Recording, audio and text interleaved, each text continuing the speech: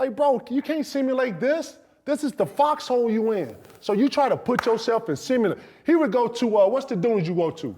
Oh yeah, the dunes over there in Manhattan Beach. I'm going to the opposite dune where it look like a whole mountain.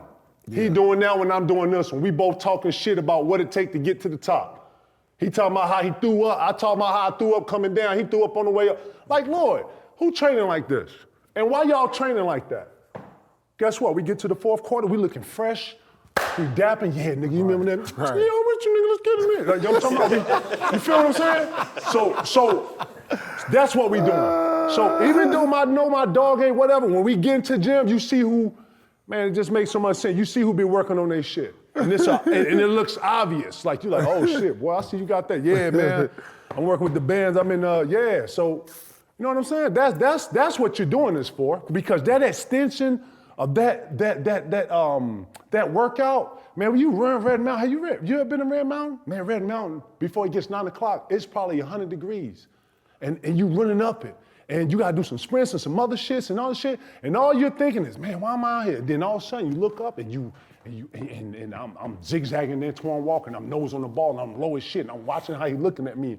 And yeah, like, man, my workouts used to actually mirror what I have to do throughout the year. And I'd be so caught up into that I couldn't sometimes tell what was reality, and I couldn't, like, sometimes I look up and I'm in it.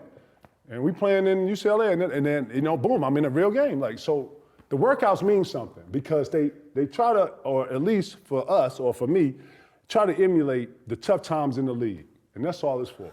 Damn, that's crazy. Calf, all these calf strains. That used to be the first thing I stretched when I came into practice. Man, calf raises. A lot of people don't know that if you do, yeah. A lot of people don't know if you do calf Raises. Calf raises and ankle rotations, you'll never sprain your ankle again. Man, I think You'll never sprain your ankle again. I sprained my ankle so much my first couple of years. When I used to turn it, it didn't even hurt no more. I think my ligaments was just gone. Man, I sprained my ankle one time, and then this lady showed me so ankle much, rotations dog. to where I did them every day. I would turn my ankle and I didn't even feel it. I wouldn't feel it hardly no more. Listen. So some would also say the low top shoes is a variable in all that these ain't helping areas. shit do, either. Do you guys agree with that? Do you think there's some truth to that? Hell yeah, you couldn't pay me to play in low top shoes. Maybe that is. Low tops? Because like what you got on right now, Nate, going to the cup. Think about this though. It's not gonna work. Like before all these Achilles, who tore the Achilles before this? Neek was a famous one. That Dominique Dominique Wilkins, yes sir. He was in low tops? No, those didn't really exist He was in that Brooks. time frame that much. He was in them Brooks. Them hot. Kobe really is the one that popularized low tops being prominent in the league. For sure. He started that.